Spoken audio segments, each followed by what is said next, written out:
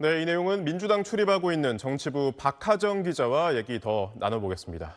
박 기자, 민주당의 조희대 대법원장 사퇴 요구, 이번이 처음이 아니잖아요. 네, 지난 5월이었죠. 민주당은 조희대 대법원장을 향해서 이 사법 쿠데타를 주도했다 이렇게 얘기를 하면서 사퇴하라고 몰아붙였었습니다. 네. 이때가 대선을 한 달여 앞둔 시점이었는데요. 이재명 당시 대선 후보의 공직선거법 위반 혐의 사건 재판에 이 조희대 대법원이 유죄 취지로 파기환송한 데 반발을 한 겁니다. 이 이후에 대선이 있었고 사법부가 이재명 대통령 관련 재판을 줄줄이 연기를 하면서 이런 사퇴 요구는 수면 아래로 조금 잦아들었는데요. 지난 3월 직위원 부장판사의 윤석열 전 대통령 구속 취소 결정, 그리고 지난달 27일에 있었던 법원의 한덕수 전 국무총리 구속영장 기각, 이것들을 보면서 민주당 내에서는 법원을 못 믿겠다는 분위기가 점차 고조돼 왔습니다.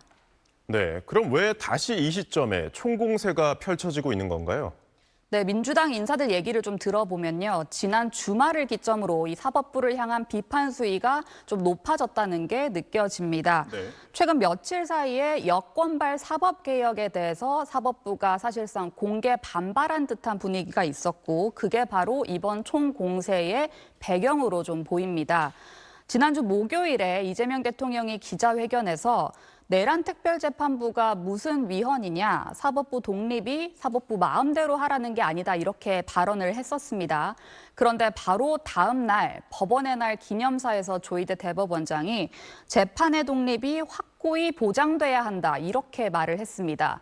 그리고 또 이튿날 열린 전국 법원장 회의에서는 여권이 주장하는 사법개혁안들의 우려가 표명됐습니다. 네. 한 민주당 지도부 인사는 아무 일 없다는 듯이 지나갈 수는 없다 이렇게 얘기를 했고요. 또 다른 인사 역시 조 대법원장이 정치를 하고 있다 이렇게 일가를 하기도 했습니다.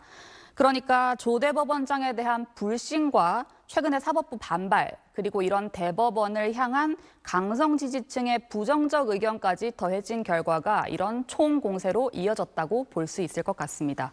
네, 자 그런데 앞서 리포트에서도 봤습니다만 이 조 대법원장의 탄핵 얘기까지 나오고 있습니다. 현실화될 가능성이 있을까요? 네, 조 대법원장이 당장 자진 사퇴할 가능성 높지 않습니다. 그렇다고 탄핵도 쉽지는 않아 보입니다.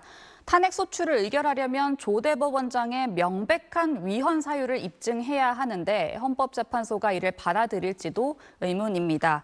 민주당 입장에서는 역풍 우려도 좀 감안을 해야겠죠. 한 민주당 지도부 인사는 탄핵이 100%라면 지금은 60에서 70% 정도다라고 분위기를 전하기도 했는데 윤 전 대통령 재판 진행 등을 지켜보면서 사법부를 계속해서 압박할 걸로 예상됩니다. 박하정 기자 잘 들었습니다.